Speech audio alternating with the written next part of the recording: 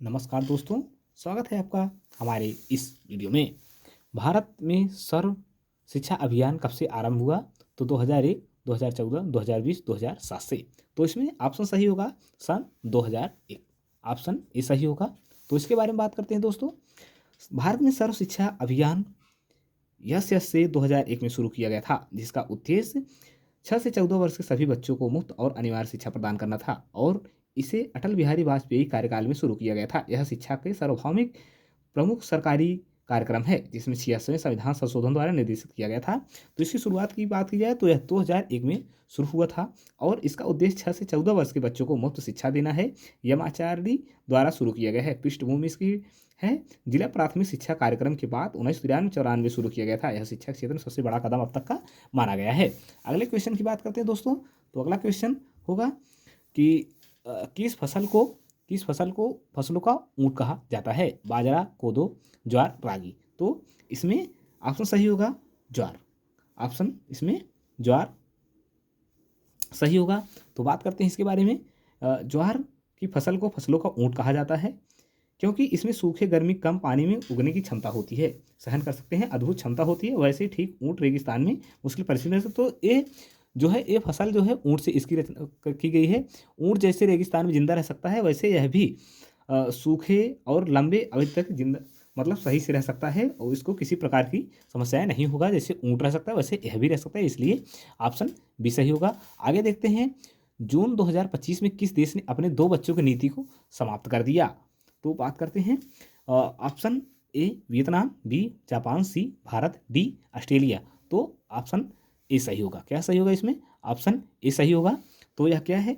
Vietnam ने अपनी लंबे समय से चली आ रही 2 बच्चों की नीति को पूरी तरह से खत्म कर दिया है, ताकि घटती जन्म दर और बढ़ती हुई बूढ़ी आबादी को चुनौती का सामना किया जा सके और परिवारों को जितना चाहे उतने बच्चे पैदा करने की स्वतंत्रता दी जा सके। निर्णय देश की जनसंख्या कानून संशोधन के बाद लिया गया है, जिससे वियतनाम में अब हर परिवार की इच्छा से बच्चे पैदा कर सकते हैं और यह चीन की नीति के बाद आया है, जिसने एक बच्चे पहले से नीति खत्म कर दी थी।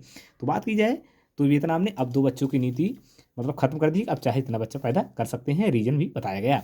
अगला क्वेश्चन है। सूची 1 को सूची 2 से मिलान करना है, सूचियों से कोटो सामना करना है। तो आप जानते होंगे। तो सबसे पहले मैं बात करूंगा अनुच्छेद 17 के बारे में। अनुच्छेद 17 जो है अस्पृश्यता का अंत से संबंधित है। आप लोग बहुत बार इस अनुच्छेद को पढ़े होंगे, यदि आप मन लगा पढ़ते हैं तो आप अच्छी तरह जानते होंगे।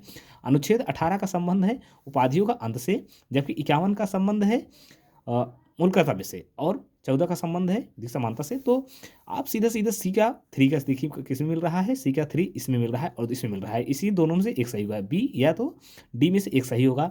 तो अगला हम बात करते हैं 51 ए वाले का संबंध जो है किससे रहेगा? मूल कर्तव्य से। ए का 2 का संबंध किससे रहेगा? ए का 2 इसमें है और इसमें, तो ऑप्शन बी आपका सही हो जाएगा। देखिए यहाँ से मिल रहा है, यदि आपको आता है तो आपको अच्छे से समझ में आ रहा होगा। अगला बात करते हैं अगले क्वेश्चन की। नेक्स्ट अगला क्वेश्चन की बात करते हैं तो आपको अच्छी तरह समझ में आ रहा होगा, इसमें कोई दो राय नहीं है। तो अगले क्वेश्चन की बात करेंगे। उसमें बात दिया गया है बम्बई में अखिल भारतीय कांग्रेस कमेटी की बैठक कब हुई थी, जिसमें प्रसिद्ध भारत छोड़ो प्रस्ताव स्वीकार किया गया था? तो इसमें ऑप्शन ए है 7 अगस्त 1942, 9 अगस्त 1942, 6 अगस्त 1942 और 8 अगस्त 1942। तो इसमें ऑप्शन डी सही होगा। तो आप अच्छी तरह जानते हैं ऑप्शन डी सही होगा। मुंबई में अखिल भारतीय कांग्रेस कमेटी AICC की बैठक 8 अगस्त 1942 को हुई थी, जहां ऐतिहासिक भारत छोड़ो का प्रस्ताव पारित किया गया, जिसमें ब्रिटिश शासन से तत्कालीन वापसी की मांग की गई और महात्मा गांधी ने करो या मरो का नारा दिया था, जिसमें भारत छोड़ो आंदोलन मुख्य रूप से शुरू हुआ। तो जिसके बारे में अच्छे समझते हैं दोस्तों।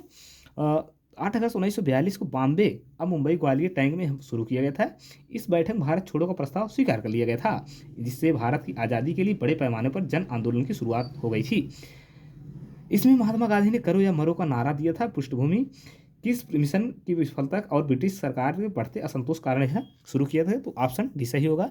आपको एकदम अच्छे से डिस्कस में बताया गया है, आपको एकदम सही समझा है। धन्यवाद।